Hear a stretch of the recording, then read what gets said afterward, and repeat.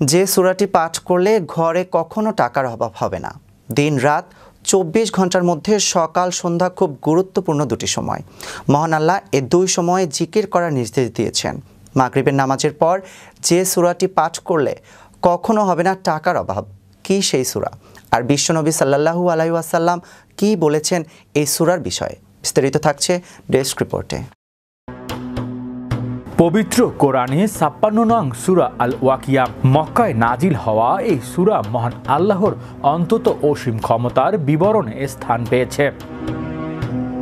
কিয়ামত সংঘটিত হওয়ার বর্ণনা, মৃত্যুর পর পুনরুদ্ধারের বিষয়ে সন্দেহ পোষণকারীদের উপযুক্ত জবাব দেয়া হয়েছে। হাসরের ময়দানে ভয়াবহ অগ্রবর্তী দলের পরিচয়, ডান বা বাম দিকের লোকের অবস্থান, আমল অনুযায়ী নিয়মামত ও আযাব ভোগের সূত্রাতিসূত্র বিবরণ দেওয়া হয়েছে এখানে। দুনিয়ার কৃষিকাজ, ফসল উৎপাদন, দৃষ্টি জীবনের গুপ্ত রহস্য এবং জান্নাতে সংরক্ষিত হুরদের সৌন্দর্য, নিয়ামত প্রাচুর্যের সুনিপুণ নকশা প্রকাশ করা হয়েছে। সূরা ওয়াকিয়ার গুরুত্ব তাৎপর্য সম্পর্কে ইবনে আব্বাস রাদিয়াল্লাহু থেকে একটি বর্ণনা রয়েছে। তিনি বলেন, একদিন আবু বকর রাদিয়াল্লাহু বলেন, হে আল্লাহর রাসূলুল্লাহ সাল্লাল্লাহু আলাইহি ওয়াসাল্লাম, আপনি তো বৃদ্ধ হয়ে পড়লেন।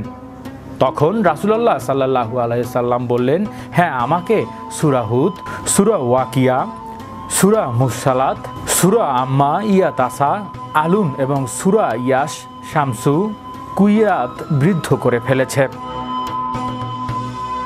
সূরা ওয়াকিয়া ফজিলত। হাদিস তফসিরে গ্রন্থসমূহে সূরা ওয়াকিয়া বিভিন্ন ফজিলত বর্ণিত হয়েছে।